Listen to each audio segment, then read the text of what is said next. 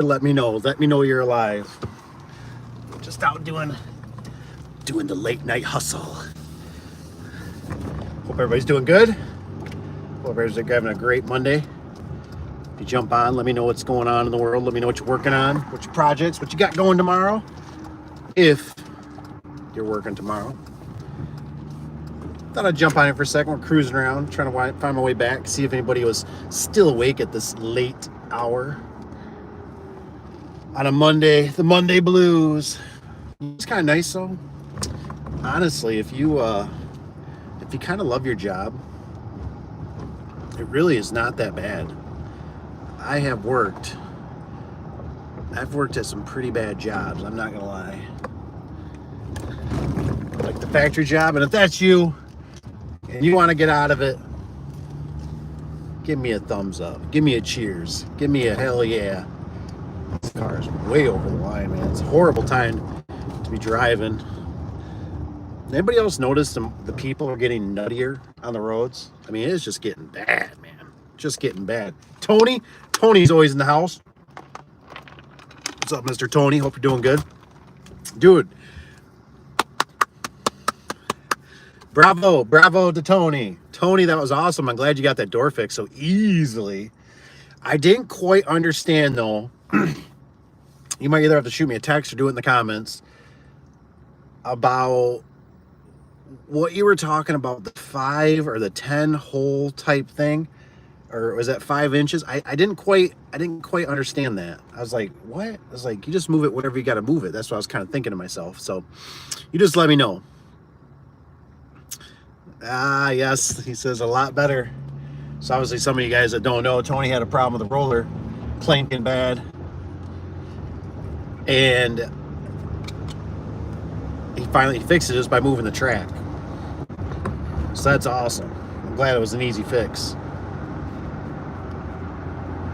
But it's still really weird why I was doing that. Just really odd.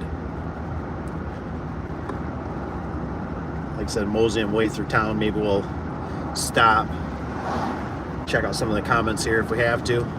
Seen Johnny Law back there. He's back there doing something. But hey, look, Mom, hands-free. It's all hands-free. I'm doing the speed limit, and I'm not intoxicated, so it's all good. Let me check. Yeah, I got my license. I checked my insurance. My insurance is good.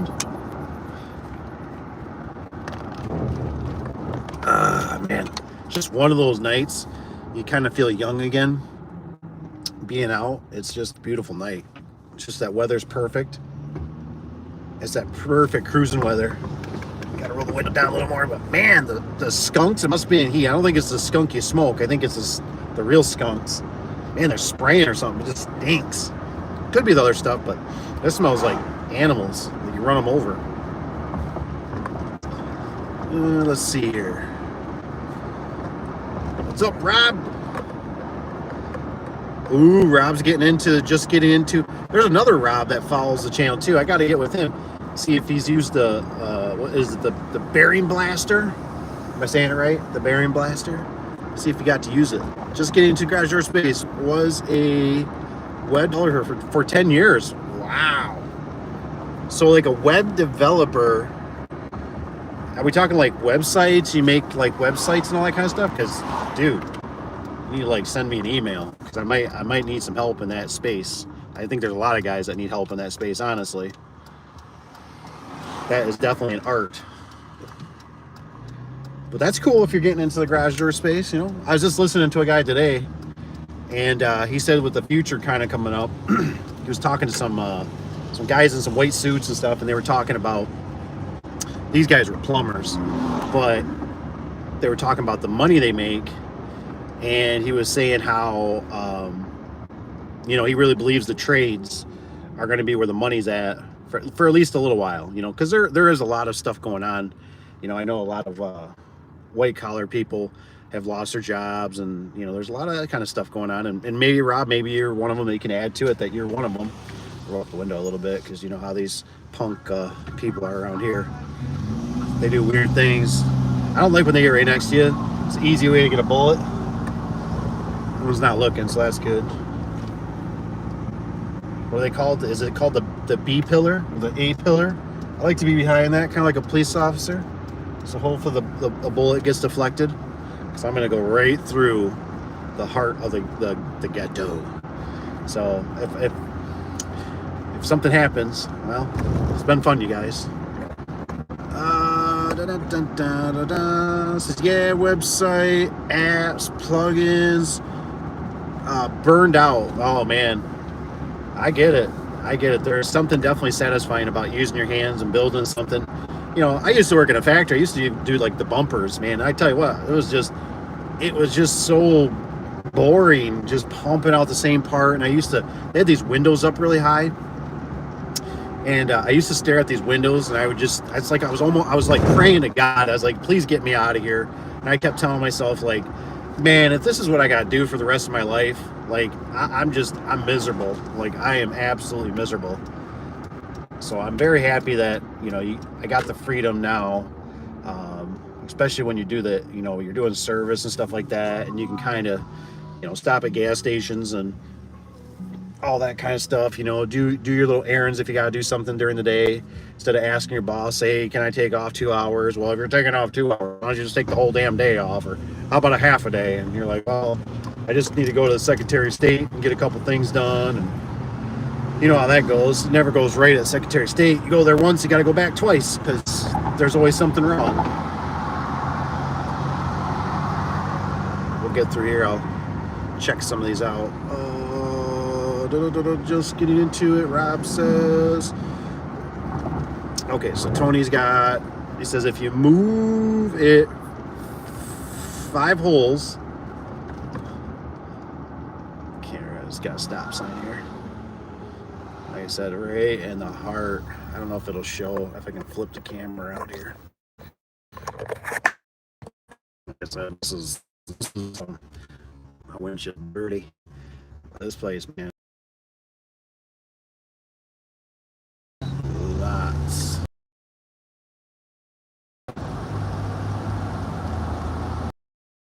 Hey, man. Tough. I think right now it's been going so bad.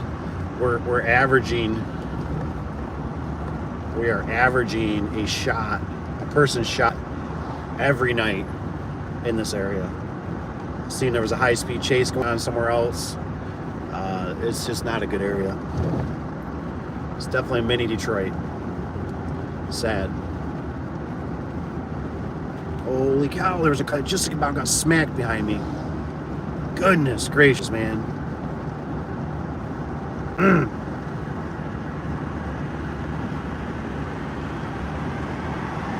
ahead, Mr. Car. Just go away. Go away. Go do your thing. Go do your thing, boo. I was coming around the highway too. God, there was 2 cars. One's a Camaro. I get the Camaros going fast, but one was like a full-size Chevy truck, man. And I was thinking, my gosh. I mean, they were hauling. It's a 55 on that speed zone area. I think I seen a hooker. I think that was a hooker. Anyways, let's see here. You move it holes, then hook it together. You always have a 90. Oh, okay. I see what you're saying here, Tony. If you go 10 holes and then hook it together, oh, you get another 90. Let me screenshot this, man. That's some good intel. You might have to send that to me. That'd be a good video, Tony. You should do a video on that. Explain it. It'd be just a short video, but that's good for guys to know. I never heard nothing like that. I normally just do what I do. I measure, you know, I always, I'll just do my angle down. I got a little bullet level, or I think they're called concrete levels. I'll level it out, and then whatever my kicker normally I can get a little swing in there. I just bolt it up from there and just go on my angles depending on what I want to do, for how far I want the drop down, to how sturdy, how, you know, if it's a heavy metal door, sandwich door, I might, you know, go a little more aggressive on it.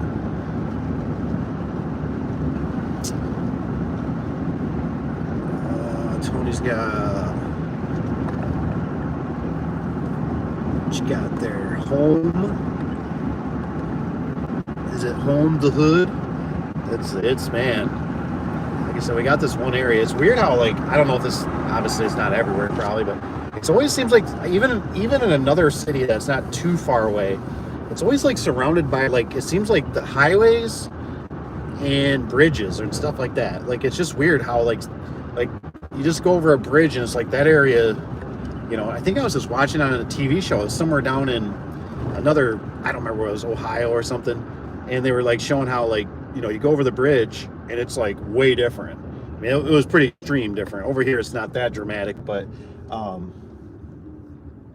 it was just crazy that I thought, man, it always seems like the highways and bridges, it seems like it always kind of divides the bad area kind of from the good area. I don't think it's, you know, I don't think it's by design. Maybe it is, and I just don't know it.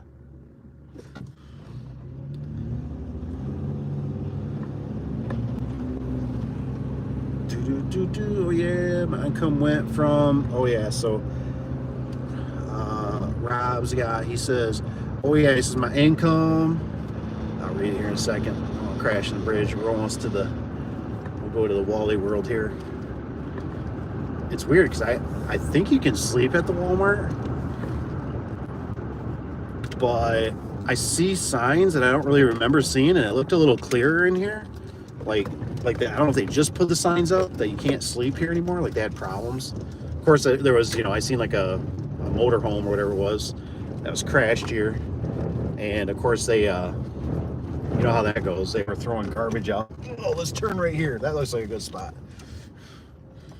Oh yeah. Oh yeah. We'll get a little more light since we're over this area. I'm surprised we stay connected actually. Going from 5G to LTE. Raw stress for less. Armed Forces Career Center. I didn't even know that was there.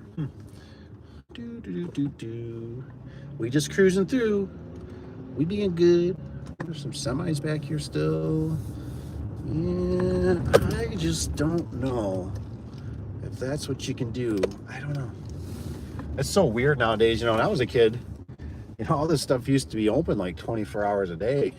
And then now, it's just odd. Yeah. I'll try to find a parking spot just to be safe. Because in case Johnny Law wants to be kind of a jerkweed for some reason, you just never know.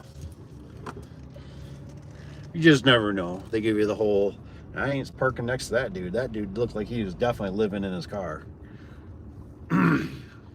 So I say skip that. We're going over to the other side. He had some creepy looking eyes, dude. He was all looking like, he looked like trouble. He looked like trouble. I ain't looking for no trouble. Years ago, we went here to take, I was gonna try somewhere else. I thought I'd take pop cans back. We got a place called around, it's called Myers. Myers is a very nice store. And anywho, yeah, it didn't pan out. We said forget it. Are these guys construction guys over here working? Holy cow, they got a big old rig over here and stuff. They must be. So you got this guy right here. Hey, dude. And must be doing something over here. Must be doing asphalt. Interesting. So anywho, so Rob has got, this is why income went from 150K, damn, that's a nice salary, a year down to about 60. It's a mix of AI and economy. Man, I'm so glad, Rob, you mentioned that, because I was literally just hearing that today. The guy was talking about it, and I think it's kind of a new channel. It's something about the trades, and I came across it and I started watching it, and I just thought it was really interesting. It was talking about, you know, how some of these guys are coming over, you know, into the trades. You know, not that you're probably going to go right to that, but you know, you can make a good living, you can make some income, um, you know, you can make a life, you can make a lifestyle out of it. I mean, so I'm so glad that you mentioned something like that, because it's just it just never feels like it hits home until you hear it from like a real human, you know what I mean? Somebody directly, where it's like, whoa, I guess it is really happening out there. Some of the stuff's going goofy. I know, since we're here and I'm parked for a minute, if you guys don't mind, if you haven't, just hit the like button. Helps bring more people in, more people like hopefully like Rob. It's just interesting, you know. And I see we got Will. Good evening. It's been a while since I've been on here. Heck yeah. I see it's W. Is it Mill? Mill, were you the one that was doing the you're doing the gate operator, right? You have to let me know.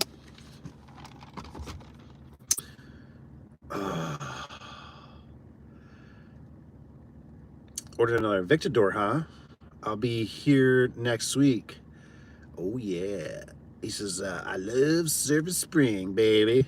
That's what Tony's got. You know, for some reason, Tony, I was thinking on that hardware box. And I know, I think it was a little goofy for you. You said something they had to build it or something. It reminded me of another hardware box. I'm not gonna lie.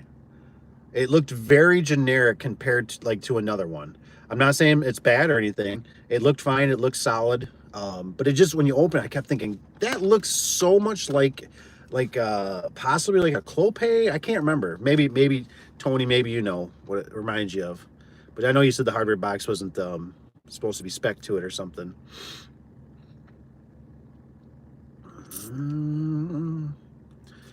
Kevin's got. Are you taking space? Are you taking? What does this say? That dude was walking past me and staring at me. I thought, what do you want, homeboy? Obviously, he's got high vis on, so he don't make me too nervous. He's just a worker.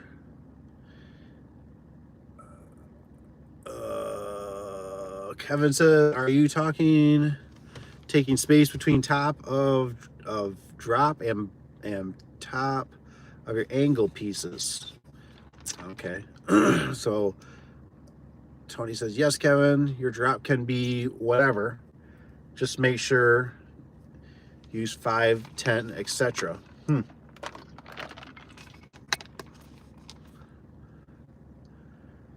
Yep, Tony says I have a video showing. He says how I moved it, which he did. I checked it out.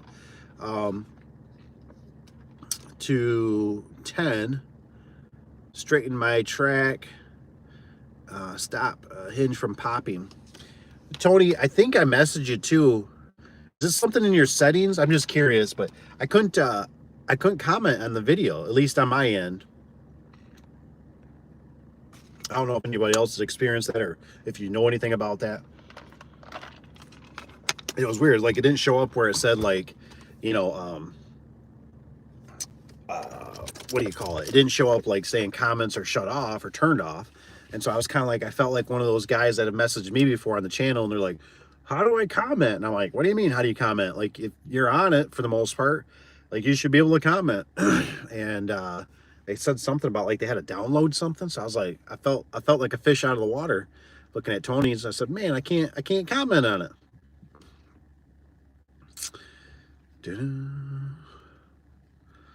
Kevin's got, oh, there he goes. So Mills, he was saying, he says, what's the Invicta door? He says, Tony, it's Service Spring. Service Spring is selling a garage door now. It's pretty sweet. They only go so far though. Was it like 150 miles? So if you're not close to them in Indiana, you might be out of luck. But hopefully they're going to expand. Hopefully things they'll be able to move out a little farther. I have videos showing a move.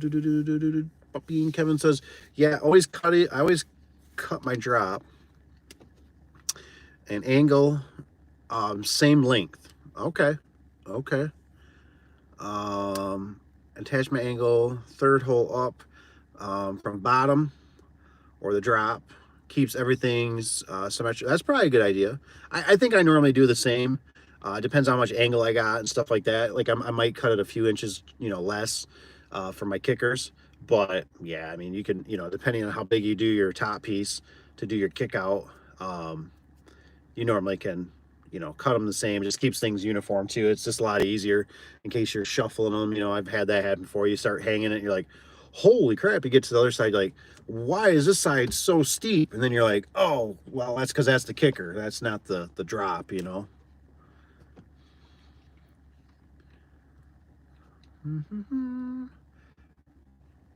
It says your bolt will go and hold one, and the other bolt, I'm assuming, will go and hold 510. Interesting. Tony, I think I think this is your next one you do. You gotta do a video on it. You gotta do a video on it. I didn't put it in there, so I forgot too. If Rob is still on here, Rob, send me an email. I'm just curious. It's at the normally it's in most of my other videos. So if you look in my other videos and look in the description, it's the Dave. Oh, I didn't take it here, but it's Dave A. Dubson at gmail.com. Dave A. Dubson at gmail.com. You shoot me an email. Like I said, it'd be cool, even if it's something you don't do anymore or anything like that. It'd just be cool to have you on the Rolodex. You know, hopefully we can, if you got any questions, the live streams are here for you. You know what I mean? If for anybody, you guys can jump in and throw something. Got questions about garage doors? You know, Tony, Kevin. I mean, we all got experience. You know, we can probably help you through something. You know, what you got going out there? What you got going? I talked to a nice gentleman today. I don't remember his name. I so forgot. And we've been texting. And anyways, I talked to him today, and we were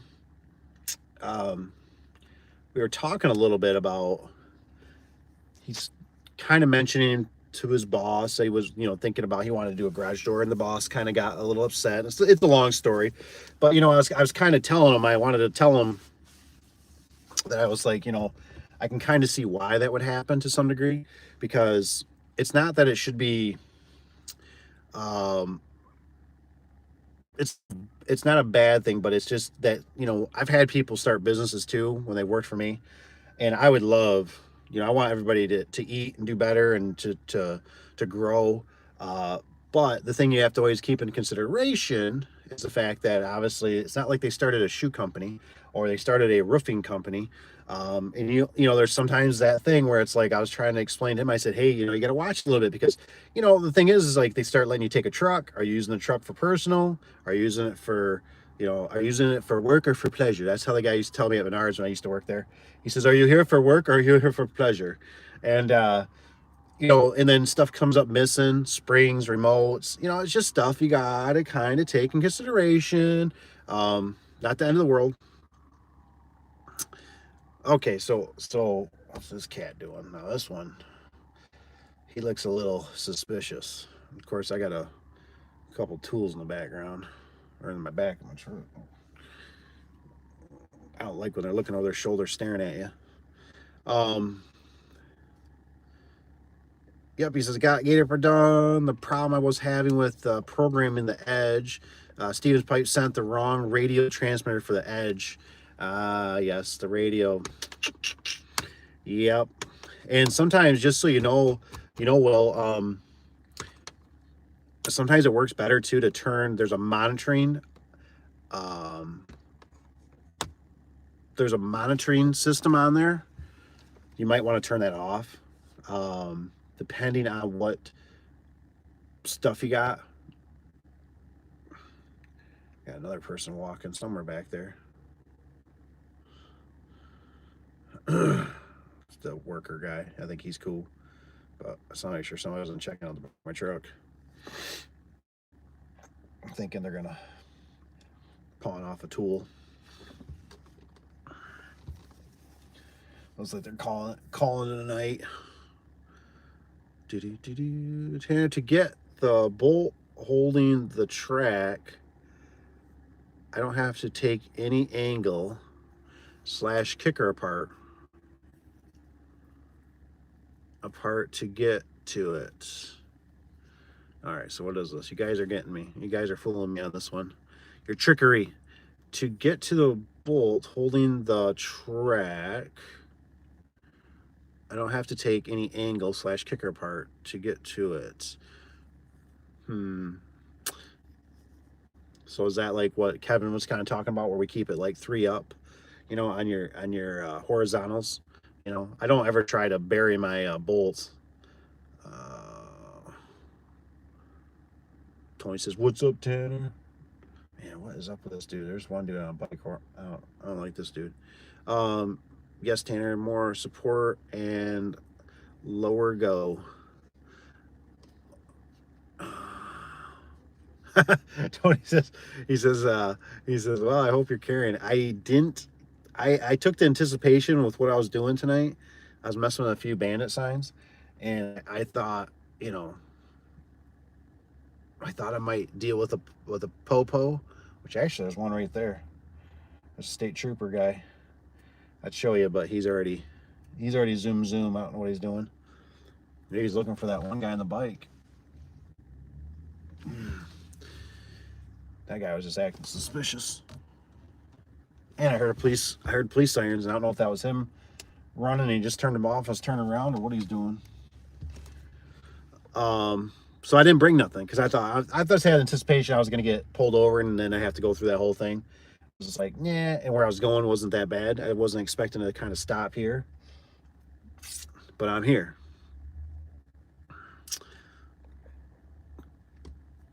It says, oh, just hanging out, done with the county fair. Awesome.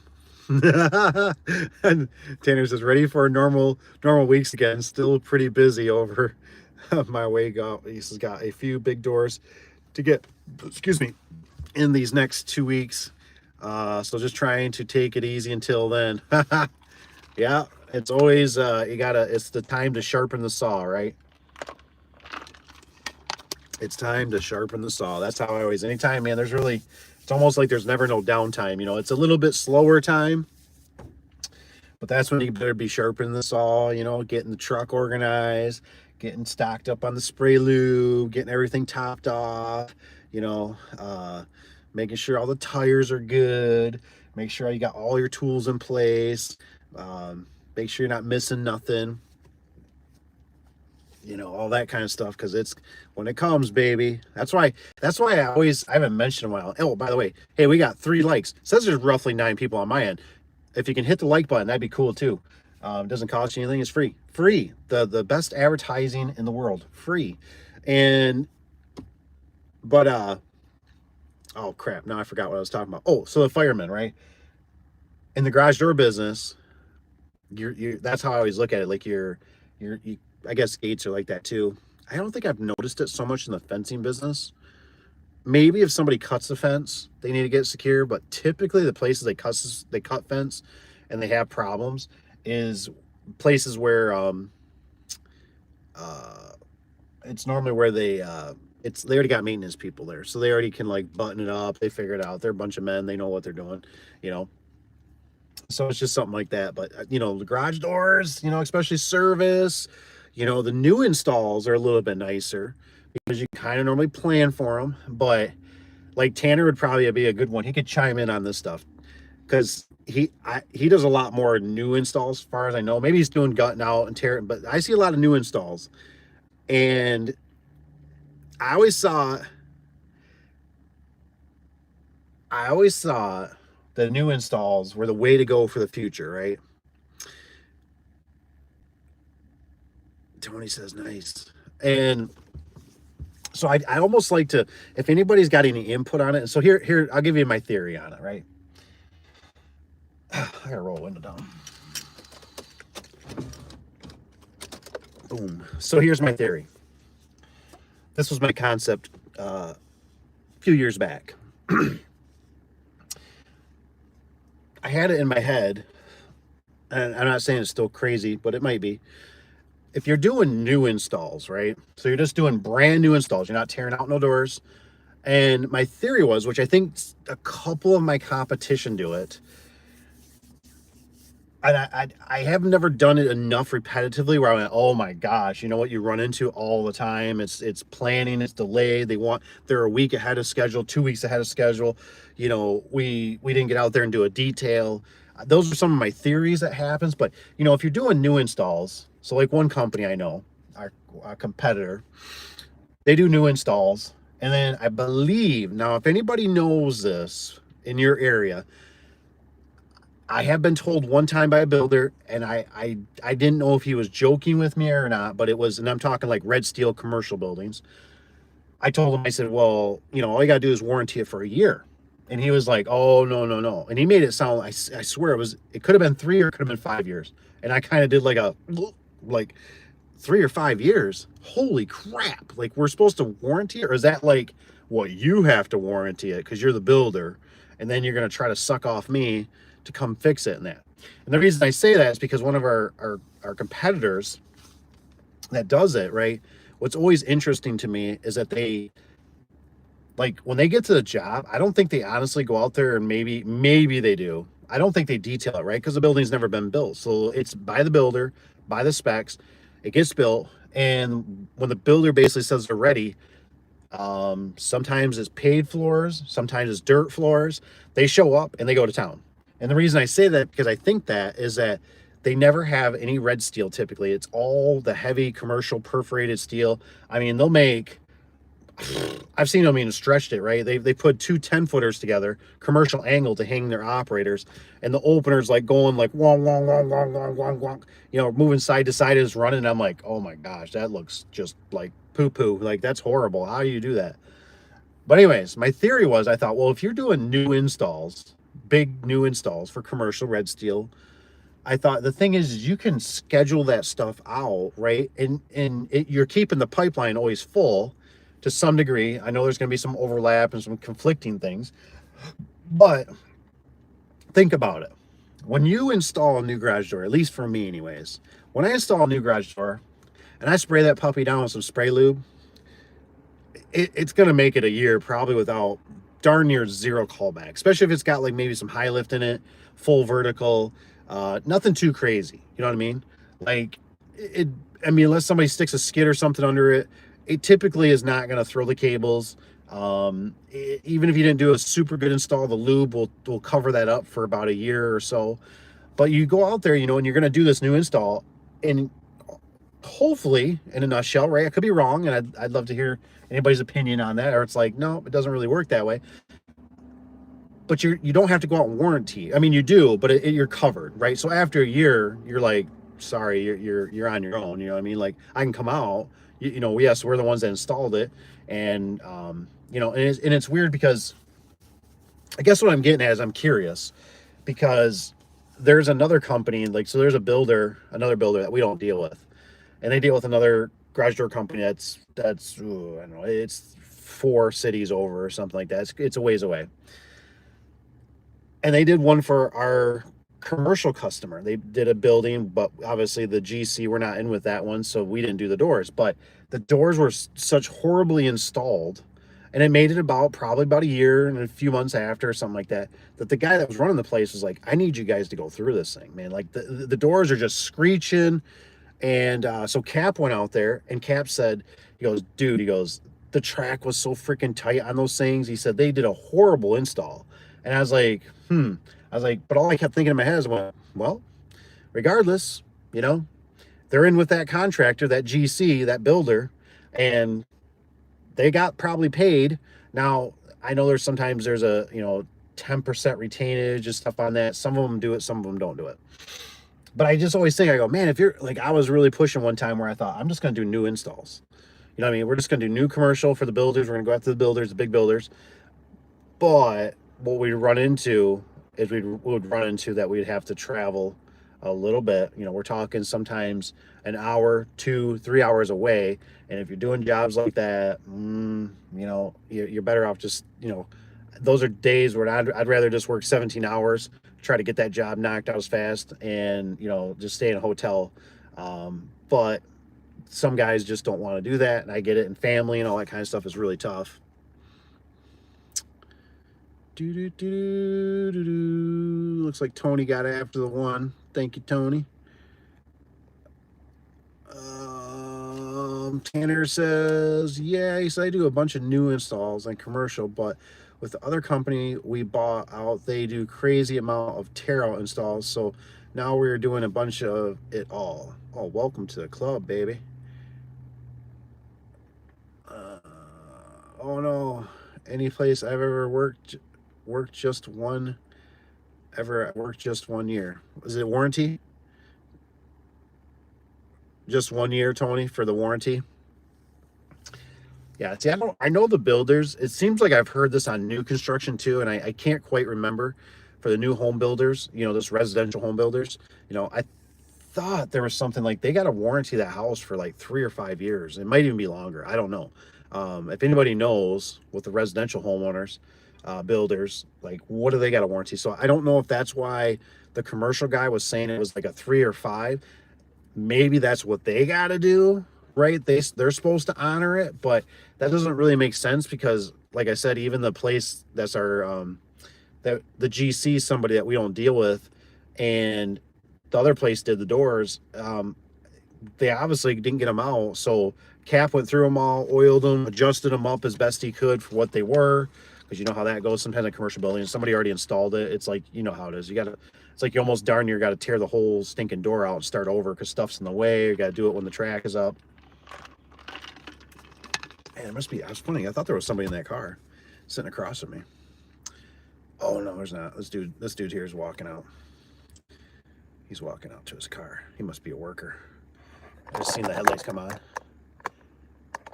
I was like, what the heck is going on here? Thought I kept seeing a head in there, but guess not. I was wrong. It's just a worker. Must be done. Must be done for the night. Feels good. Feels good to go home. Tanner says, yeah, we rarely ever go on jobs. We have a few. He says we had to adjust. He says nothing crazy. I feel like if you install the door in quality manner, you should not have to go back for years. Oh yeah, exactly. And so I agree with Tanner on that. But what's weird to me is, like I said, in theory, I'm always wondering if the big dogs know something. You know what I mean? Like for them, this is just a production, right? Because I went to the owners one time and they got, oh man, they got like, I think they're around like 7 locations around our state on this side of Michigan. And the one guy that was closest to us, I seen some of his work, and it was not good. And he was using perforated angle for spring pads. I mean, it's just stuff that you go to that's like when it's running, it's shaking so violently, and you're just like, or you're like, dude, like this is no good, man. And so I told the owners, there was 2 of them, and they just acted like, I got somebody talking. Where are you at? So they just acted like they didn't care. You know what I mean? Like they were like, oh, okay. Like almost to the point of like, we really don't care. The guy pulls in us so much money and he does the jobs and gets them done and gets the material up there that here's the thing, you're not in with the big commercial guys and we are. And we show up, we got the lifts that go in the dirt. We got we got our own scissor lifts. And so what I think they do, from what I understand, is they when they get these bigger jobs, they'll pull guys from other locations and they'll knock those jobs out where something would take us a week. They'll knock it out in 2 or 3 days. And like I said, it's like I sit there and think about it and I go, you know how much stuff you can get away with new installs? Because when you work on a used door and maybe the shaft is, it's got a groove in it and you're like, man, if I got to tear the shaft apart, maybe you can just do the end bearing. There's more things, it seems like, because now you touch this contaminated old door, just like a car, right? Cars have all kinds of problems, right? I mean, I'm sure mechanics are going crazy. I watch a lot of them. They're going crazy with all the stuff and the problems and technology.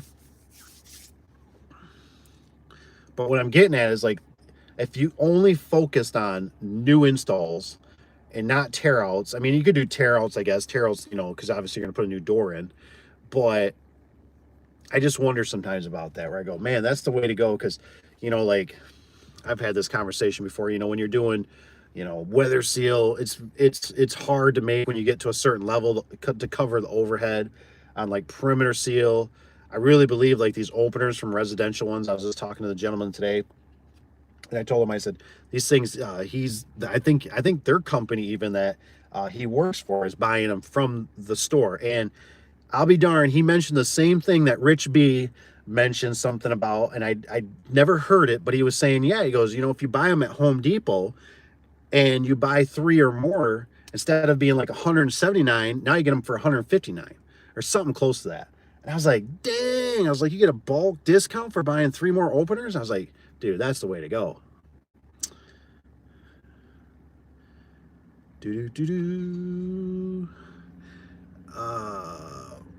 Tanner's guys, I have so many 24 plus doors. Smaller, I've not been back to for 5 to 10 years, and they say they are still running like the day we put them in. Nice. He says we get a lot of that too, where he says construction or contractors use cheapest, and most of the time we are doing service before other companies warranties up. Yeah, exactly. So Kevin nailed it on the head for me right there. And so there's got to be, it's one of those things I'd love to see their numbers and stuff like that, because you know how it is, like typically bigger numbers, bigger profit, right? Typically. Now don't, that obviously doesn't go for it all the time, but because obviously bigger numbers, bigger problems sometimes. But what I'm getting at is that I've looked at it, and I guess if I microed it down, like I said, it's like garage door openers right now. I honestly feel like in my heart, when it comes to residential garage door openers, screw fixing them.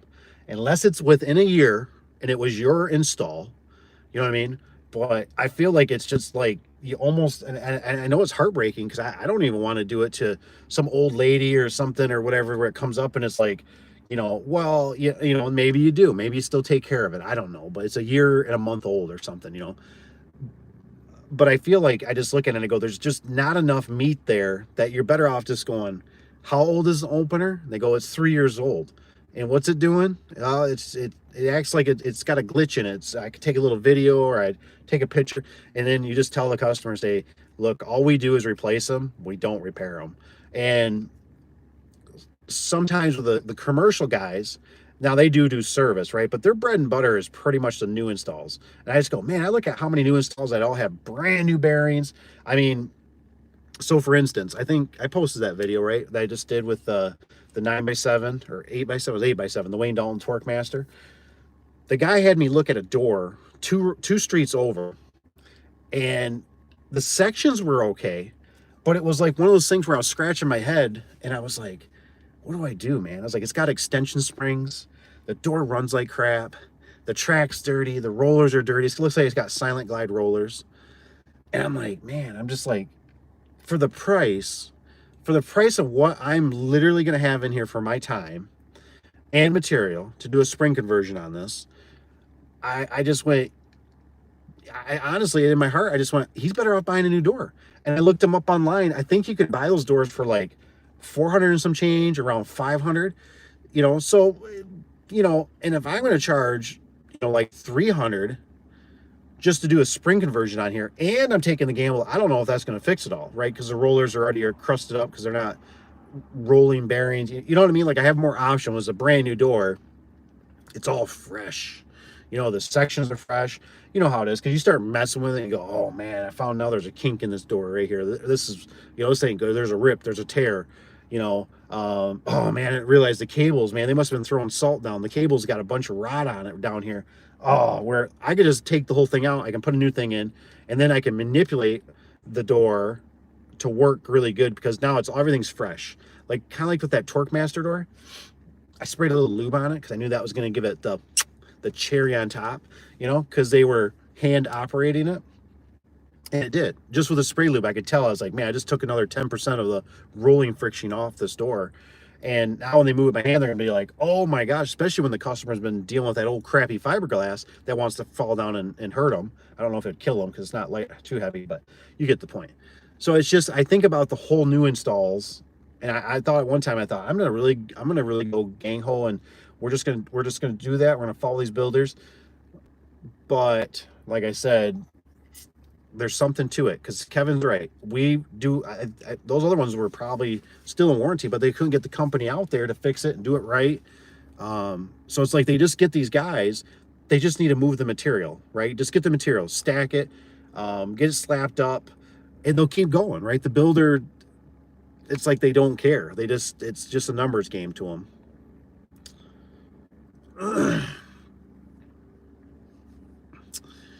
Tanner says, if I give a contractor or customer a quote, and they end up going another cheaper or lesser quality company, I rarely go service it. He says, I rarely go service it. They made their bed, they can sleep in it. No, I mean, it kind of makes sense, but it's weird to me because, like, the reason I come across them a lot is because we normally have, like, in our town, I mean, we probably do at least right around 75% of most of the commercial companies around here. We do the fire departments, municipalities, DPWs, a lot of, like, you know, some of the stores and all that kind of stuff. But what it is obviously when they decide to do an addition, they get these contractors, the GCs, you know, they'll come out of not out of state, but, you know, they're all of like an hour to 2 hours or 3 hours away as the general, and we're not in with those guys. And so when they come in, you know, they build the whole building or whatever, and then it's like they use whoever, they use somebody that's, you know, 3-4 cities over. And it's just weird to me that their installs are normally very subpar. Like, I'm always like, I honestly, I can't even think across my head right now anyone that I've seen that I know that these two, yeah, one's probably the biggest, the one that has like the 7 locations, and the other one's the second or third, probably in our general radius in a sense. You know, they're all of technically, well, both of them. The 2 are actually an hour away, south of Muskegon. But it's funny how they, you know, you'll realize that you'll see this contractor, and I can almost see that contractor, and they put up a building. I go, oh, I know who's going to install the doors, and it'll be one of the 2. I know which one. And if another GC comes up and installs, I go, oh, I know who that one's going to be. And it's like they cater to them, and I totally understand why they do it, because in a nutshell, right, you don't have to push sales, right? Because that's the thing that, like, for me, that's why I really prefer commercial. I don't have to push sales. You know, guys are always, what do I do? What do I do for advertising? What do I do? And it's like, I've been out of that world for a long time now. You know, like I said, we still to this day, we have so much residential that comes in that we have to turn to our competition. We can barely fit probably any more commercial without, you know, another tech coming on board or something. So you just kind of deal with it that way. But it's just funny how they use those people, even though our customers have recommended us to these guys. You know how they're just so big. They're so big. They don't care. They're already in their system. They just use whoever, right? And but I'm just thinking, when I think of any of the buildings that they build, I can't think of one that I went to and wow, what a damn good install. Like I said, it's both companies that are the big ones. It's like they don't want to put a burden on the GC or the contractor, so they use commercial perforated angle for everything. It could be a 30-foot span for purlins, and they'll bolt that track together and use that, because that's all they got, because they're not red steel workers, right? And red steel, I've done it myself. I've had to find some that's really hard to find, and it's super expensive. So typically, like, a couple of the builders, we're lucky enough that they will actually put the spring pads up in that. I don't know why these guys don't. I feel like it's just their guys don't do it. They don't want to worry about it. They're going to put it in the wrong spot anyways. So they come in, boom, they just wipe that puppy right out, away they go. I can bed. Same thing here. Our town just built a bigger water treatment plant with 10 14 by 14 doors from overhead from 2 hours away. I know a guy from there that said he would get me in on the service list. Yeah, so I mean that's always nice to get on the service list, but you know how it is with the ribbon company. And I forget what I heard. What I heard about they do with those guys, those big guys, like overhead. Like I feel like they get like a year contract or a 3-year contract with them, and it's like what they'll do is they'll do a contract, and we'll give you these doors at this. I think they do square foot on their doors, so the GC, the contractor, can just bid everything off that square footage to some degree. It'd be so cool to get my hands on one of their price list of how they do it for some of these guys, and then they get them to sign up for like whatever, a year or 2 or 3. I forget what it is, probably a year, and then they're locked in, right? Because it's always weird. I'm always like, certain companies will always use like overhead around here too. They're not as present over on this area, but you get an hour and a half, 2 hours away, when they're building some of the big like Wally Worlds and that, like overhead. There's probably overhead doors in this Walmart. I'll guarantee it. They'll focus on that, and those are the guys kind of like whoever builds the Dollar Generals. It's crazy.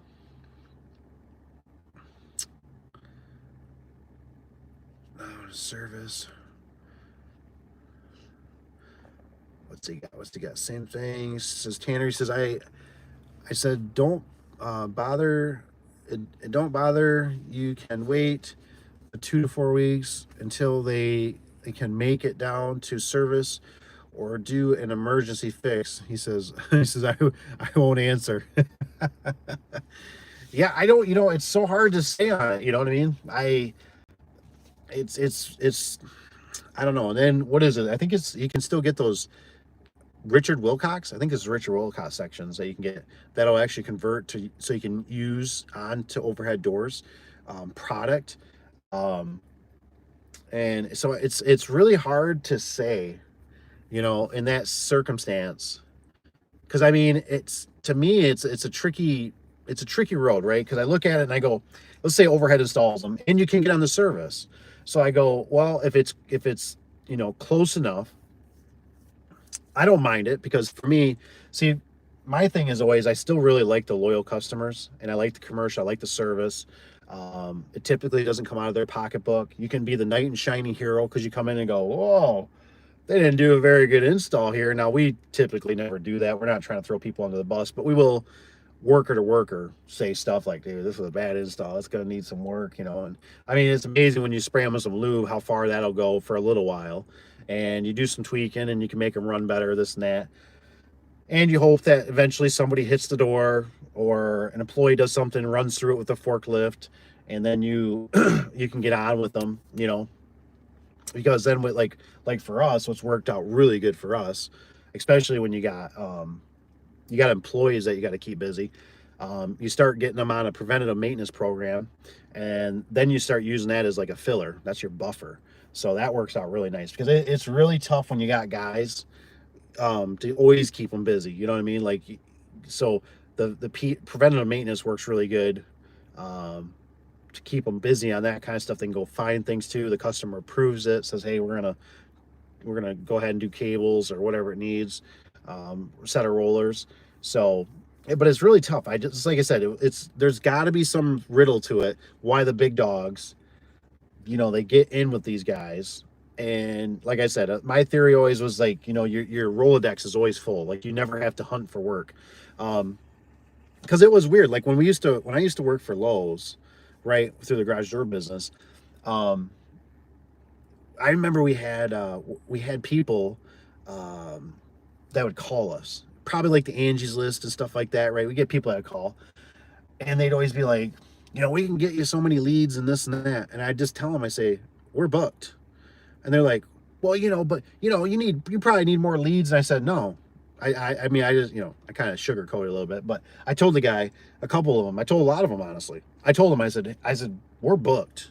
I said, we're booked for 2 years out. 2 years out. And I loved listening to those guys. They could sit there, like, oh, you didn't have training for that in your class. You don't even know what to say, do you? And they sit there and like stutter. I go, yeah. I mean, what is it gonna do me? What's it gonna do me? When we're 2 years out in service right now. And I'm like, and they're like, well, I go, we work for Lowe's, so we get all their business, and we had, oh God, I don't know how many stores we were covering. We were covering like six stores, way too many, and it was just like, dude, we got salespeople. Like, these are our salespeople. Like, all the jobs are funneling in, and it was kind of nice because you really never had to promote yourself. You never had to do advertisement, a lot of stuff, So it worked out kind of nice. Dun, dun, dun, dun. They need Tanner's God. He says, I can't get the overhead parts.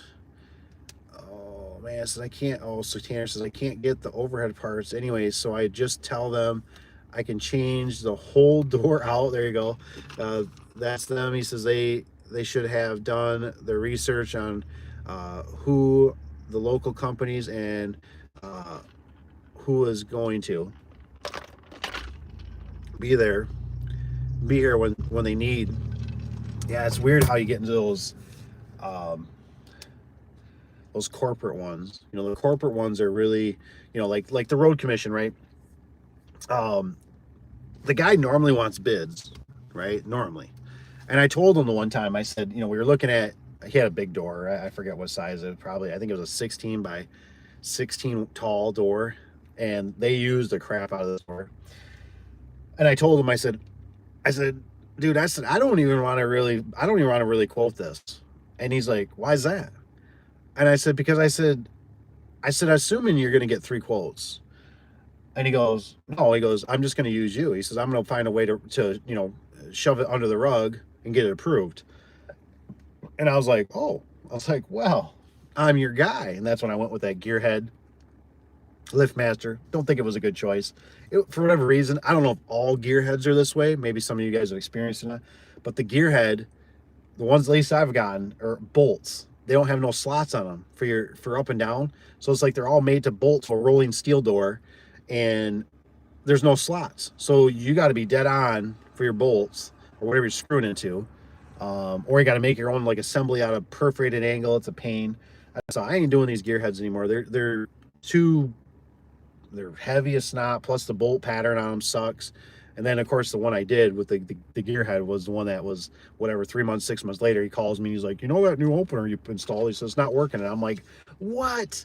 I'm like, your old one was there for 30 plus years, and I put one in, it can't even last 3 months. And I go there, I'm talking tech support, and they're like, yeah, we think it needs a circuit board. And I'm like, are you kidding me?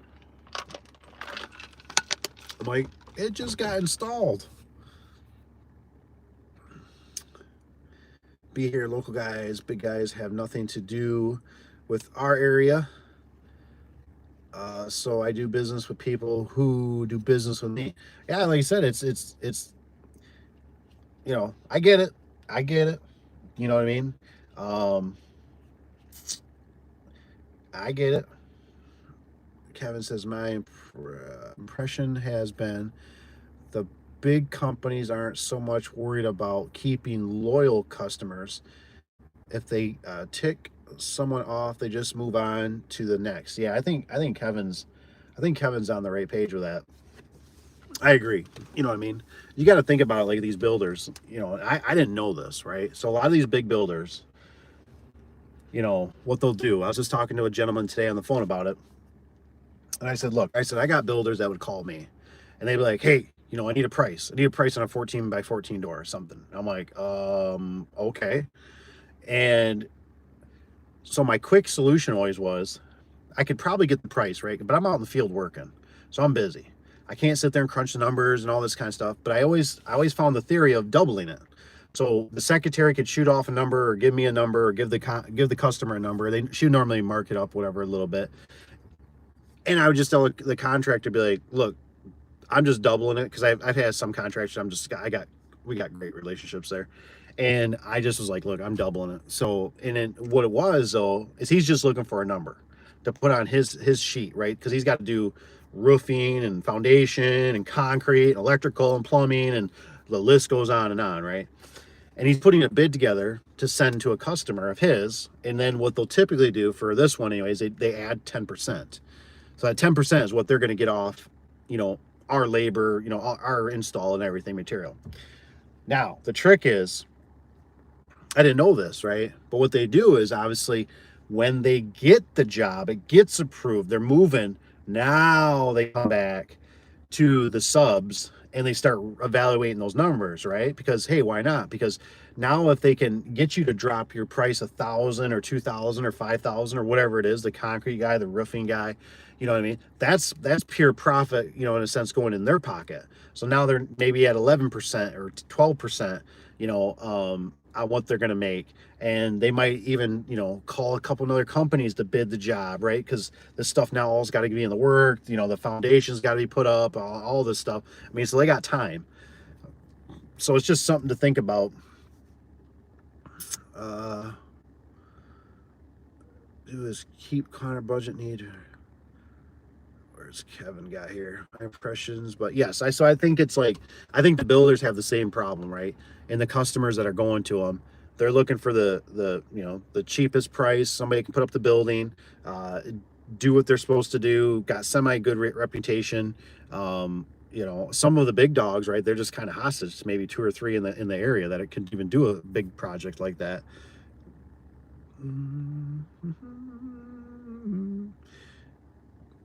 Tanner says, we have a job coming up that is from a big builder, and I quoted it for a normal install, but found out from the sub who hired me to do the job, there will be no header metal, or up the jams. Ooh, see, that's what I'm talking about, Tanner, right there.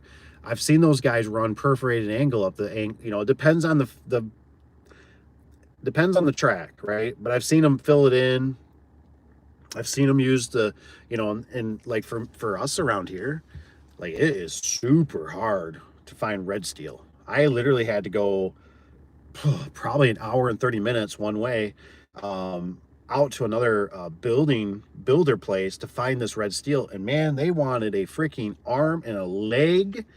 And, it was one of those things, like, kind of looking back now, it's like, dang, dude, I probably should use some perforated angle. It'll get the job done. And I've seen some pretty crazy contraptions with perforated angle to stiffen them up. But, it would have saved me so much time and so much energy and a hell of a lot of money.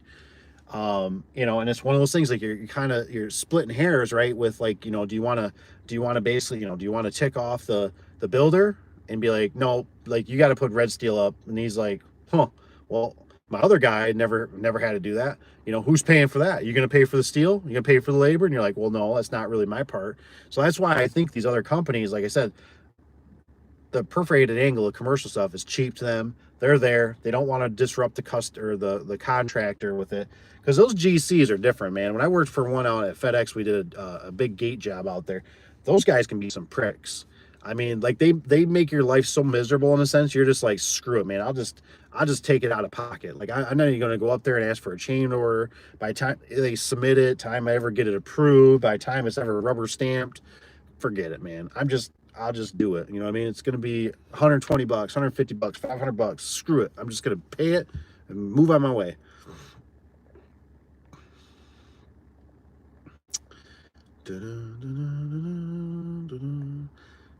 Kevin's got, he says, all they need to do is keep contractors on schedule and on budget. No need to worry about quality.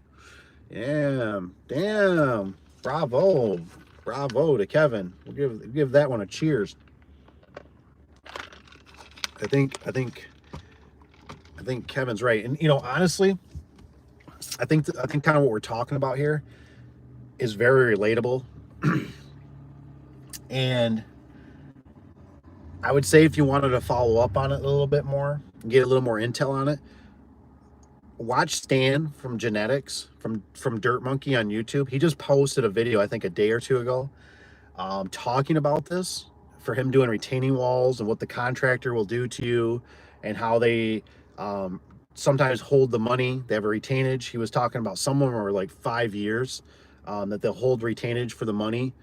And I think he was kind of explaining why sometimes, like, like, I think even for himself, he was like, I don't want to do the bigger jobs anymore because there's such a pain in the butt. And he explained about how somebody missed a page about a retainage wall of whatever, 1,000 more feet. And the builder went into another room talking about it, saying, I'm making this guy, he already proposed the bid, screw it. And, Stan was going like, I didn't sign nothing yet. So when he came in and says, what are you going to do about it? And he says, well, he says, either this is how much it is per linear feet, either we're going to add this on and I'm going to bill you for the additional, or you're going to find somebody else. And I guess they did their little SPAC or whatever. And, he basically left. And I was like, wow. And I agree, because I had a big commercial building I was doing, and I had the same problem. There was nothing to anchor. I think it was full verticals, and I didn't have nothing to anchor to on the purlins. And I remember talking to the GC, and the GC's like, well, that's the welder guy. We'll have to get him in there. So that guy comes in, and I'm just, I was a greenhorn, I mean? So I'm like, look, like, there's no metal back there for me to pin my stuff to, like, what am I supposed to? And they're like, the one guy's like, well, I can weld you something in there. But he, and he kind of looks at the GC, and he's like, but who's paying for it? And he's like, oh, fine, whatever, and I was just thinking, like, in my head, right, I'm thinking to myself, damn, man, is this the first building you ever built? I know it isn't, but it's just like, now I get it, where I go, I can see why the other company, they just put up this, like, because I had to sit in this guy's office, we had to look at the prints, we had to be like, that wasn't in there, you didn't put this in your bid. And I'm like, no, like, that's building, that's not me. Like, I assume there's going to be stuff there. And so I went through I was really green. And man, I went through a whole list of things. Like, I bought an impact drill to try to drill, because then of course the guy that put the steel up, it wasn't red steel, it was like 1/4 inch thick angle, you know what I mean? I mean, super thick, man. I bought a little welder to bring up in the lift with me. I bought this, I had to buy these special drill bits with a special a bit to go in my impact to reduce it down, because it was just a nightmare to burn it through those things. And then of course, when the guy installed them, he went behind the purlins, right, when he welded or whatever. So I got like a 1/4 to 1/2 inch gap for my track. So everything, I had to wash her stuff out. It was a freaking nightmare. I remember that job. I remember that was a job that we ended up, we had the scissor lift on the outside of the building. Who installs a garage door from the outside, right? But they had a big window in the up in the ceiling area there, and there was a huge heat duct, so we couldn't get our spring pad up. So I literally had to get outside on the scissor lift, hanging onto a beam, trying to put up our spring pad. I mean, with another guy, just trying everything we can think of how we can get these springs up there. Had to use like ropes and pulleys and MacGyver it. It was an absolute nightmare. And that was one of those jobs that we ended up staying. And I mean, it was like, we went to the hotel room, we were so tired and burned out and sweating and just so beat up. I mean, we just like sit there, and it was like, on the beds. Luckily, I had 2 beds, and we'd take showers, and the showers were the best showers you ever took in your life, and you'd be sitting there and you're like, you want to watch something? I don't care. Whatever, man. Like, put whatever you want on TV. Like, I'm just sitting here, I'm numb. My body hurts. I've been sweating all day. I literally thought we were going to fall a lift and die today, in the wind, or the lift wasn't level right. I mean, so anyway, one of those jobs, it was just too far away. It's just, it was no fun.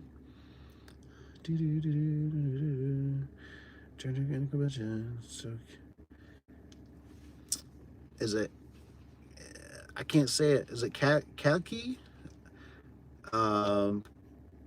QC says has been bad from all companies lately. It says very frustrating when finishing a commercial install and find out it's the board.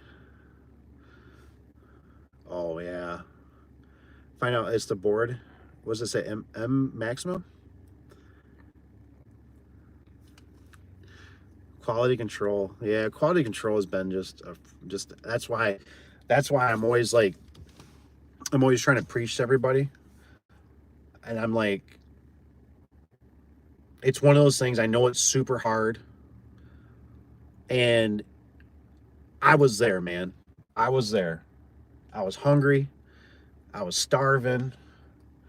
And I screwed up, man. I screwed up horribly. Like I screwed up. It was horrible for me to do what I was doing.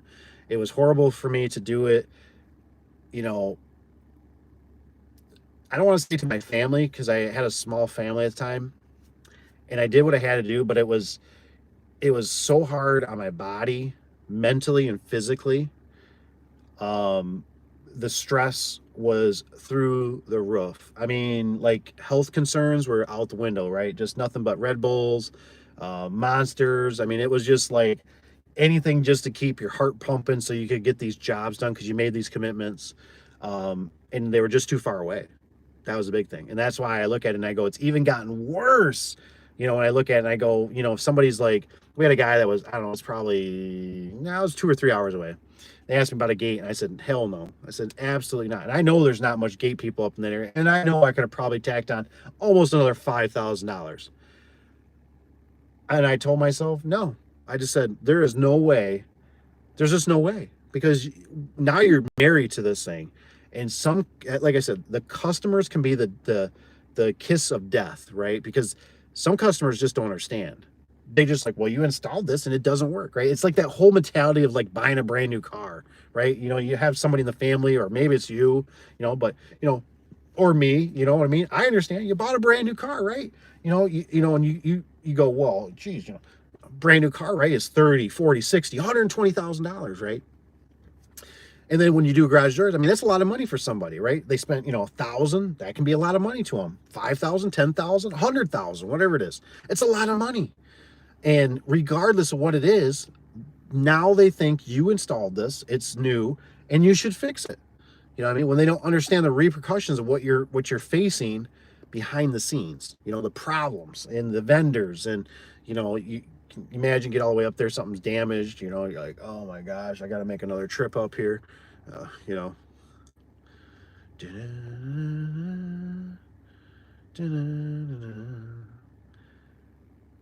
What's it got? What's it got? Install that,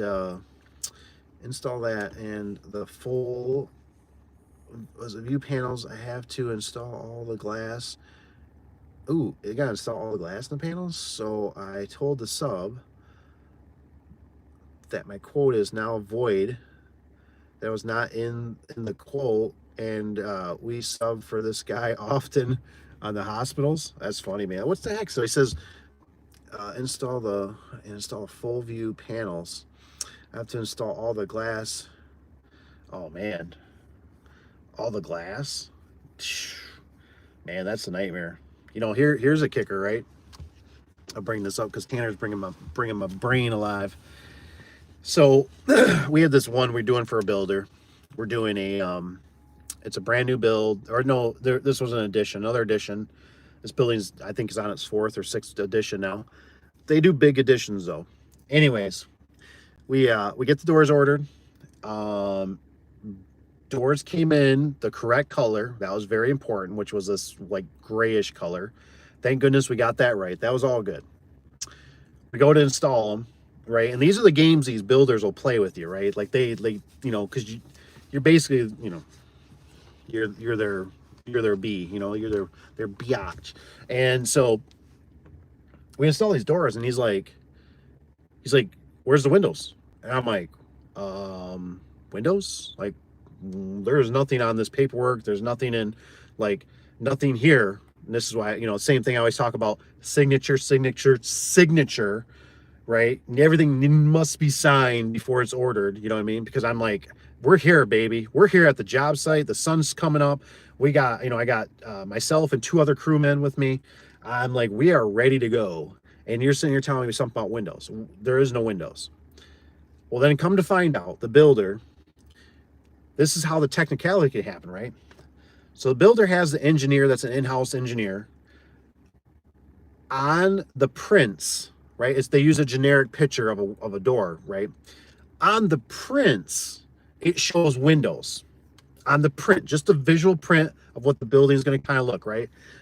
But it's not in the spec'd out description of the garage doors. There's nothing in the description part that says windows and you know, third panel up or top panel. There's nothing. And that customer went after that builder and said, where the hell are my windows? Right? Where's my windows? It shows it here on the picture. So that's how even on the builder side of it, it could be screwed up, right? And the builder was like, you know, he was understandably upset. He's like, this is bull crap. He says, this was our engineer. It's not in the specs about it, you know, about what it's supposed to be saying that. He says, but it shows on the damn picture of the building, it shows windows in it. And he says, and they want windows, you know? And so I was like, oh my gosh, are you serious? So I went and bought, you know, I'm not real good at cutting windows. I'm not gonna lie. I absolutely hate doing it, especially when they're round windows. They're not symmetric. There's nothing to measure square. They're round, you know, whatever, blah, blah. So I had to do like code red. We're not in a very good town, right? And it's one of those jobs that's right around the 45-mile or 45-minute mark away, one way. So now I got to call the wife. I got to get the wife involved. I'm like, hey, you know, like, we got these windows at the shop we can use. We can take out a few other doors to just get this job done. Like, I need you to, like, we need a Sawzall. Or no, I used a jigsaw. It's like, I don't have a good jigsaw. So I had to take a jigsaw. I had to tape the doors. I'm marking out that. I let the new guy that was working with me install them, or he was doing it and marking them out. And I was watching them, so this is partially my fault too. But the way we would take the window, right? We just mark out, okay, there's the window. The Wayne Dalton's ones. This is what it was, a Wayne Dalton. They're the worst. Because the for whatever reason, I don't know how they even do it, right? The glass is symmetrical. It's elongated. It's symmetrical. But the casing goes round on the outside. Well, if you trace that out and you think, oh, okay, well, the windows here, the trim's obviously got to be here, wider. Hell no. We put it in, and in the corners, you could see where we made that square, you know, that square 90-degree cut. Like, every freaking one. I was like, are you kidding me? And so we ended up having to change out all the sections. We had to, you know, basically somewhat eat it. I think the builder paid us a little bit for the screw up, but it wasn't like, I know we didn't break even. You know what I mean? We were under on it, on that part. I was glad that they pitched in something, but I mean, it was like, are you kidding me? Like this is why it needs to be spec'd out. And he have her quote, and it's signed, and it's like, you signed it, baby. There's no windows on here. Like, that's an additional. And what I should have done is said, well, we're going to have to order window sections, because that's what we had to do anyways. I'm not cutting them in, but I did it to try to save everybody money and to better mankind, and it blew back in my face.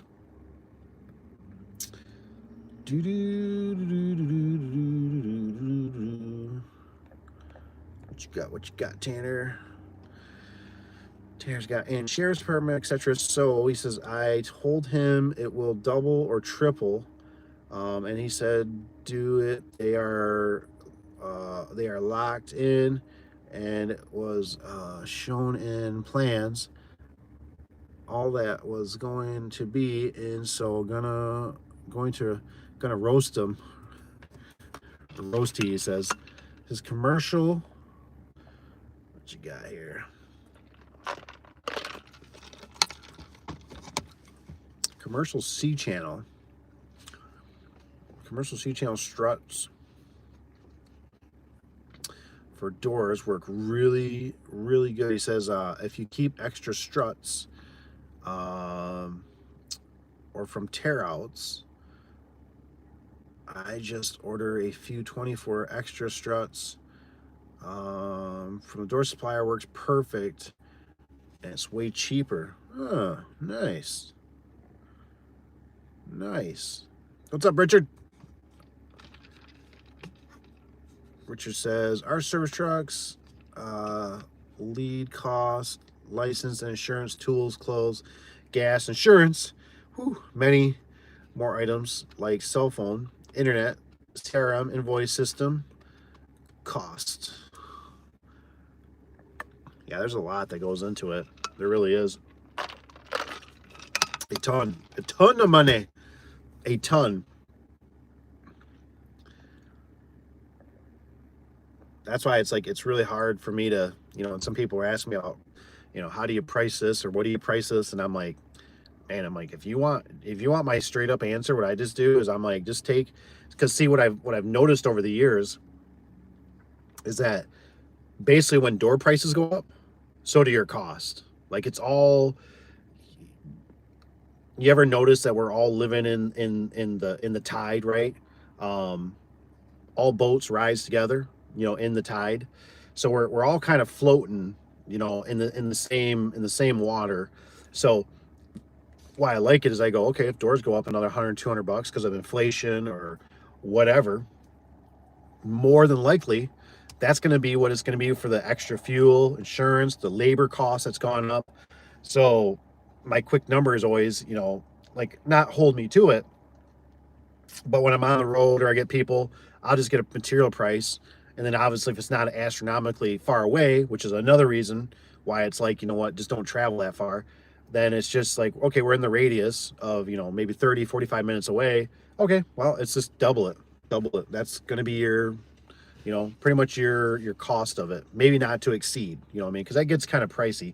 But otherwise I have to sit there and I have to push everything, here's material, here's labor, here's maybe what extra trips are going to cost. We got to rent a scissor lift. We use our own scissor lift. We got to put some money in there for that, blah blah blah. And it's funny how many times I've done it and it comes really close to doubling, where like I'm always like, I've talked to the wife about it a lot of times, and she'd be like, you know this is how much it needs to be. And I'm like, you can't charge that much. This is way too much. She's like, that's where it needs to be. And sometimes we can't charge that much because I know we're going against competition and I know how their numbers work.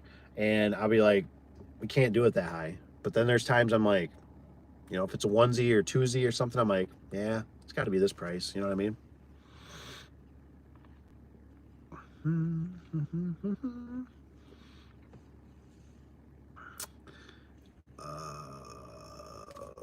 Is it Kai says, how do you find leads? Man, there's so many ways nowadays. So many ways.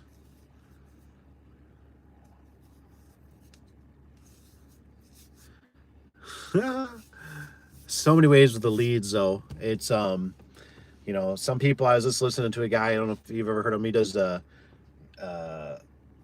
you have to tell me what he does, but he does a poop smoothie is what he calls it.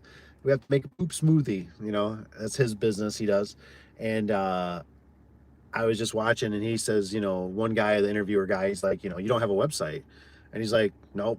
He's like, you really? He's like, social media's worked fine for us for now. Not saying we won't. And he says, but pretty much he says, you think about it, every night, he says, people are at home and they're scrolling. And I just thought it was funny how he said that. He says, every night everybody's home and they're scrolling on their phone.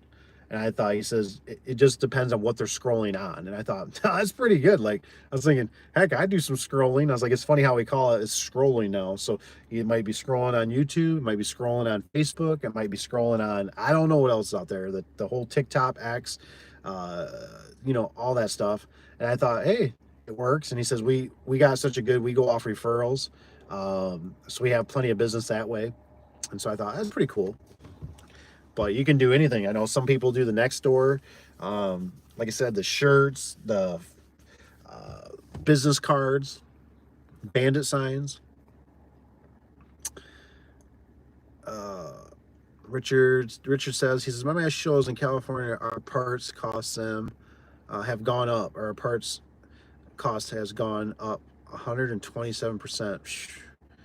Man, I don't doubt that. I don't doubt that. And that's why, like I said, if you're out in that area, depending on what they charge, for the material, well, there you go again. Just double it. Double it. There you go. That's your price. Like, I was talking to the gentleman today, we were talking about openers. He's like, yeah, I try to do like, I think 120s. Like, I might try to do a little more, like 150 for a residential opener. And I told him, I said, if you're going to buy them from the box store, I said, you think about it, you're going to spend 175, 195, 220 for an opener. And I said, just tell them, I said, that's what you double it, and I said, if you want, tell them not to exceed. And I said, that way, because I said, we've all been there. And I tell you what, I can't tell you how many times I've been there, and I absolutely hate it. I hate being there. And when you hit that threshold halfway, 3/4 of the way in, you're going, I'm losing money. I should have charged more. this is bull crap. Like, I wasn't expecting I had to go up in the rafters and deal with insulation or deal with a chopped up wire because a mouse chewed it. And I really don't want to drape this across their ceiling. It's going to look horrible. I know this customer is going to complain about it, you know, and you do that extra. And there's stuff they're going to see that you do too, right? That maybe you can tell them, say, man, you know, I didn't realize I had to go up in the attic and that was going to cost me another hour, hour and a half. Look, you're going to be at the what I quoted you, you know what I mean? Because I used all of it. Or, you know, maybe you could take 10, 20 bucks off. They're super happy with that. It does seem like I've noticed customers like when you take the money off. I think that's a huge, like, it shows almost like you're honest, that you're willing to, you know, they love that, you know, 10, 20 bucks. They love that kind of stuff. They love it. Is it Nicholas? Nichols? Nichols. Anybody who wants to make, must be a car guy, want to make 72 an hour, Alaska hanging doors, send me a DM. Good old Alaska, man. Too cold for me. I'm in, says this work from home. That's right, work from home. Stay warm. What's Richard got? Richard's got Clopay T50L. Complete door kit in Cali. Much different than out of California. That's weird. The Clopay one, huh?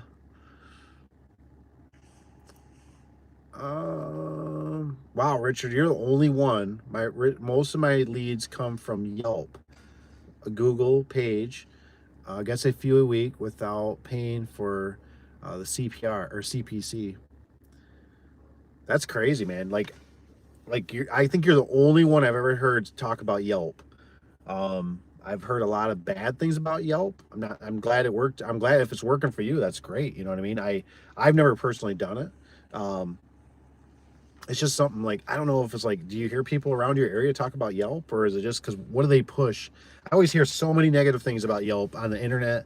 The only thing I ever hear is always it's like Google, Facebook, you know, things of that nature. So the Yelp is crazy to hear. I'm glad to hear it. I'd like, you know, it's kind of like when you talked about, somebody was talking about somebody commented and we were talking about the Better Business Bureau, like how they kind of scam you. And it's kind of up there like with the Angie's List and what's the other one? Home Advisor. Those places are kind of scammy. It ticks me off because there's so many things that are, you think that are organic and they're not. You know, like I always believed, right, when I was younger, I always believed that Better Business Bureau was a like basically like the how do I say it? You know, basically controlled by the government in a sense to do honest reviews. And they called me and basically the way they explained it to me in a nutshell was almost like, if you don't pay for this, it's like a free for all and anybody can write bad things about you and we can't do nothing about it. But if you pay us, we'll make sure you have good reviews. And I'm thinking, wait a minute. So I'm like, you just want my money. So if I give you money, I'll have good reviews or I'll have like 0 bad reviews. You know, like, huh? Like I thought this is supposed to be honest stuff. You know, like people tell the truth. It's not that way. 42. This is my stats in my area, which has got 42 Yelp searches for garage door repairs last month here. Wow. Wow. Home Advisor and Angelus owned by the same private equity group. Yeah, that doesn't surprise me. That doesn't surprise me. And it's really weird. It's like such a different animal. And you know, it's one of those things like I look at it and I'm just, my brain's still sitting here rattled about it a little bit. I'm not saying it's there's no right way, right or wrong way to do the garage door business. But I'm just going to share something with you guys, right? It's just in my heart. And like I said, I'm sitting here thinking about it. And I know some of you guys, you know, like, and there's other guys even that just, you know, they want the work, right? They need the work. They got to get out there. And sometimes I'm wondering, I'm like, you know, sometimes I'm always wondering, like, am I doing it wrong? Or are some other people doing it? You know, and like I said, the demographics are all different. But what I'm getting at is when I think about it, right? And I go, golly, man, I just feel really lucky that I go, we have not had to advertise in, uh, I don't know. I want to say like probably 8 years, somewhere right there. I don't quite want to say maybe 10, because I think we were still doing like the phone book and that. And I go, well, why is that? And I just keep thinking to myself, I keep going, well, because I lay in bed and think about this stuff sometimes, and I go, well, you know, I truly believe, you know, because we're so ingrained with all the commercial. And, you know, every day or every other day, we have all this commercial people calling us. Hey, somebody hit the door. Hey, a forklift went through. Hey, can you put a screen? One of those, Cap just did one for a chemical company in here. And then we have a few builders, right? So they're kind of your cheerleaders. They're out there selling for you. Um, and then we still have our residential, and most of them are all stickers, or they found us organically on, you know, on Google. And I just go, man, and that's why sometimes I have a hard time. You know, some of the guys are like, what do I do for leads? What do I do for advertising? And I'm like, man, I don't know. I feel like I've been out of that game for a long time. Like, you know, all I can say is you got to keep pushing, you know, the you know, Google, Yelp, Facebook, you know, whatever. But when I look at it, and I kind of go, would I want to go back? And I go, no. I don't like, a lot of that stuff all felt like a lie to me. Like, I still remember when I would sit down with the guy in his leather jacket for the phone book. And he's like, yeah, you know, well, if you pay, you know, it's only $1,200 a month, and we'll get you on the front page, and our, you know, we get this many views, you know, or whatever. And I'm like, how do you know this? Like, how do you know this? Like, I go, um, I've never had anybody call me about the phone book. I never had any of my family members ever say, hey, you know, they asked me if I used the phone book, and could I check this page or to validate it. It's like they just come up with this figure because they drop off so many phone books. Well, at the time, they were dropping phone books off just to distribute them, right? They just, I mean, I literally seen in one time, I heard about it, that these guys were getting paid to do it, and they're dumping the phone books, right? Like, they were just dumping them. And then finally I was at a place like right here at the Walmart or something. I found a corner, and there must have been 200 or 300 books just thrown in a ditch somewhere. And I was like, oh, well, that's where they're getting their figures. And it's kind of like the whole Facebook thing.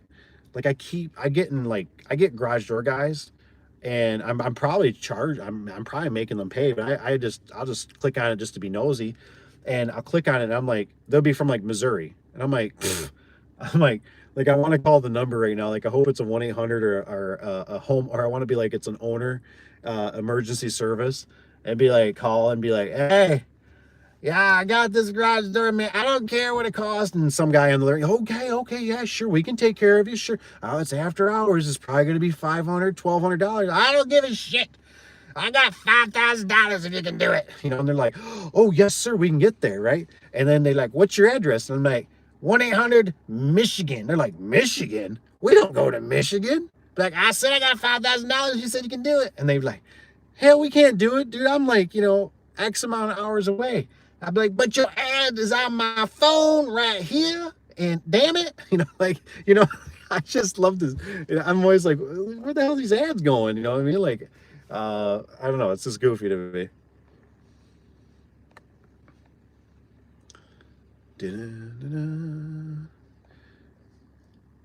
Reputation will only get you so far. He says, keep advertising every day, and there is some truth to it. I mean, depending if you want to grow, you got to scale, right? You got to scale. You know, it's like the whole thing, right? You know, expanding the top while you dissolve the bottom, and it's the funnel effect, right? Um, but it's like you run that tipping point sometimes. And I've noticed in the business there's always kind of that medium for the area, the size, the crew, the guys that you need, right? Because if you were to take on more, like for us anyways, we'd have to go out farther away. And basically nobody wants to do that, right? Nobody wants to go, an hour and 15, hour and 30 minutes one way to these jobs. They let somebody else eat that stuff. You know what I mean? Um, because it's like when you got it so thick in your own, you know what I'm saying? Like you just don't want to go that far. Um, what's Richard, guys? Post your decals. Always put your business decals on every job. Yeah, like you should always be putting your stickers. That's always good for future work. Cold calling other companies can get you some knowledge. That's true. Uh, I think we should all group together and do what HVAC companies have done. They make bank. Yeah, I always thought about doing that. Some of the companies, our competition around here, we actually got a couple door companies. They're not even so much a couple of them anyways are in competition. I actually know them personally, so it's always funny when you get somebody, when we would go through employees or something like that, and they'd call me, on my cell, and they'd be like, hey man, like I don't know why is Johnny over here, and I'm like, well, Johnny decided that he wanted to have a tantrum, and so he quit, and so what do you got? Well, technically, legally, everything, you can't say nothing, but there's a few words that just accidentally come out that might say a thing or two. So, you know, cold calling. I think we should all, like I said, the HVAC, but like I said, I wanted to group together with some of these guys. But sometimes, the problem is the greed, man. It's like my uncle told me one time, everybody's got greed. Some just have a lot, some have very little, and the problem is in the industry we run, when we're contractors like this, you know, one day our candle will fizzle out. I mean, it's just how it goes. The lion is not always the king of the pack forever. And all it takes is another person that has the idea that you train. They go out, or somebody else just out of the blue.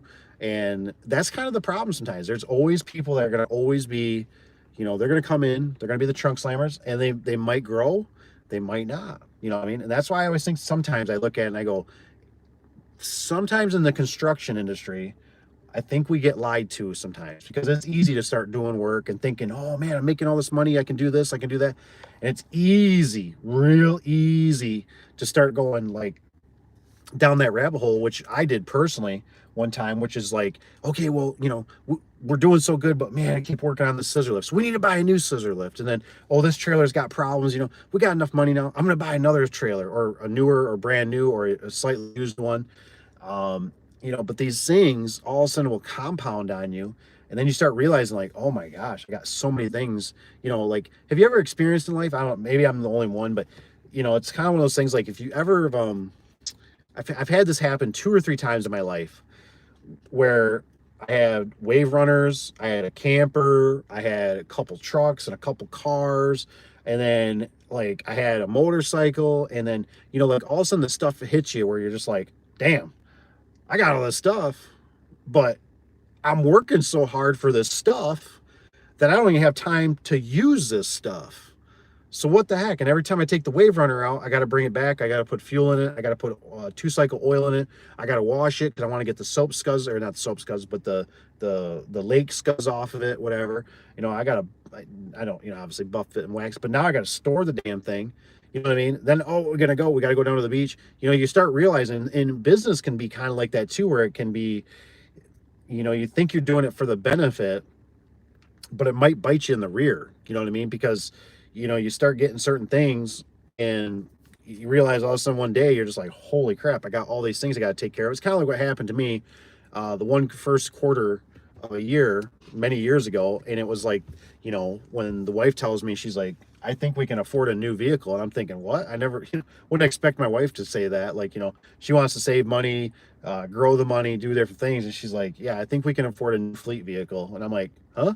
She's like, yeah, we're over $10,000. I think at the time we had like 7 trucks we were running, and I said, holy crap. I was like, and it wasn't that long ago, my mechanic, literally came down on a weekday or whatever and brings me a huge box of donuts. He's like, hey man, he's like, you're our best customer, this is for all your employees, thanks for the business. And I was thinking, man, he seems really, and he's a super nice guy, I love him, but I was just thinking, man, I never had a mechanic bring me donuts before. And I'm thinking, after seeing that and hearing about how much we just spent, I'm thinking, yeah, I think we can afford, a $400, $500, $600 payment, and then we get something new.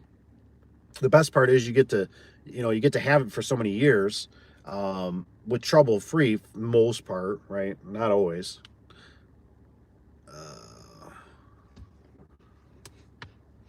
This is, the guys at the metal recycling call me, easy money because I drop a motor off at 11 a.m. and done for the day. There you go. There you go. I used to recycle a lot too, man. I feel like darn metal prices aren't the same like they used to be anymore.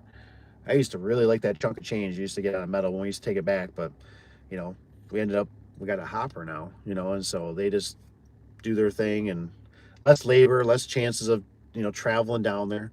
It's amazing how stuff turns into a time thing. But anywho, I better let you guys go. It's getting late. Hope you're all doing good. If you got anything, shoot me an email, daveadubson@gmail.com. Typically put it in the description below. I didn't do it on this video. I apologize. Otherwise, some of you got my number. Hit me up on the phone. Send me a text. Send me a picture. Otherwise, I hope you guys have a good Tuesday. We're going to see how she goes. What's up, Peter S? Were you hiding out there the whole time? It says night, Dave. Thanks, brother. We'll talk to you later. Make sure to keep your fingers. Like I said, they don't grow back. See you guys. Have a good night. Or maybe a good morning in a few minutes.